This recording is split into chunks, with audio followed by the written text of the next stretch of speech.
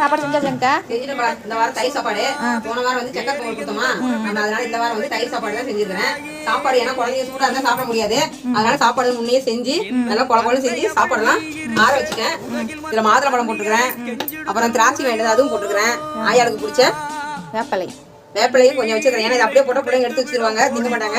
அதனால நம்ம வந்து ஒரு இதுக்கோசரம் நம்ம வேப்பிலையை வச்சிருக்கிறேன். மாதுளம்பழம், சின்ன வெங்காயம், அப்புறம் பச்சை மிளகாய் கொஞ்சமா போட்டுக்கிறேன். உப்பு இதெல்லாம் போட்டுக்கிறேன். உப்பு பத்துதலே தெரியல, பிள்ளைங்க சாப்பிட்டு பார்த்துட்டு எப்படின்னு சொல்லிட்டோம். அப்புறமேல் வேணா போட்டுக்கலாம். தயிர் நம்ம போன வாரமே சாப்பாடு பத்தல, நிறைய பிள்ளைங்களுக்கு இல்லைன்னுட்டோம். அதனால வந்து இந்த வாரம் வந்து நிறைய போட்டு செஞ்சாச்சு. நல்லா குழ நல்லா கொள்ளைய வேக விட்டு இதுலேயே வேக விட்டு எடுத்து நல்லா தயிர் போற ஊற்றி வச்சு போட்டுருக்கு. பாலும் காய வச்சு ஊற்றிருக்கிறேன். அதனால கெட்டியா இருக்கும். கொஞ்சம் தண்ணி ஊற்றணும். பிள்ளைங்க வந்துருவாங்க, வெளியில கொடுத்துட்டு எடுத்து வைக்கலாம். ரெடி பண்ணிக்கலாம். கற்பூர நாயகியே கனகவல்லி காளிமகமாயி கருமாரி